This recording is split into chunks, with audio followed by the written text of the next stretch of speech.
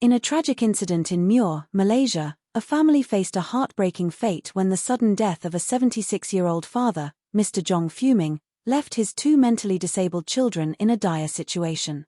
Mr. Jong, who was a retired painter, had been the sole caretaker for his children since the death of his wife a decade ago. He was known to his neighbors as a friendly man who, rain or shine, would cycle daily to buy food for his children, Jong Waitsai, aged 37, and his 44-year-old daughter, both of whom are intellectually challenged. The tragic discovery was made on Friday, August 23, when concerned neighbors, noticing a foul smell emanating from the house, decided to check in on the family. It was reported that the lights in the house had been off for 3 days, raising further alarm.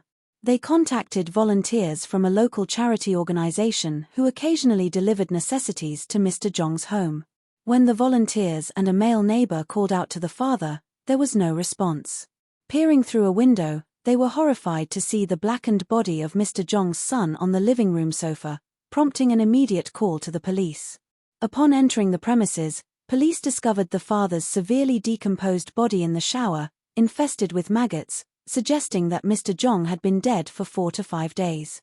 His son, Jong Waitsai, had tragically starved to death in the absence of his father's care. The daughter, although alive, was found in a weak and severely dehydrated state.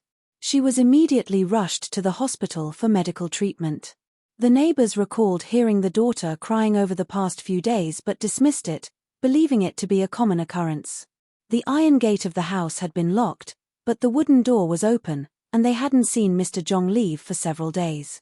This was particularly unusual for a man who was known to leave daily to care for his children.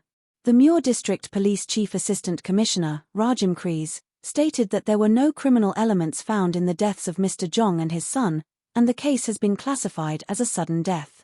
He mentioned that the autopsy results are still pending, and the exact cause of death for the two deceased remains to be determined.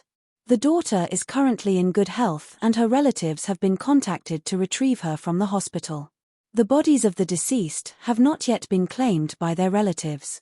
This tragic event underscores the challenges faced by families caring for loved ones with disabilities, especially when the primary caregiver is lost.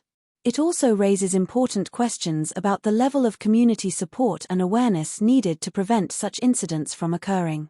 Viewers, what are your thoughts on this tragic story? How can communities better support vulnerable families to prevent such heartbreaking situations?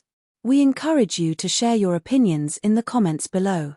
Don't forget to like, share, and subscribe to our channel, 2230, for more detailed news coverage like this.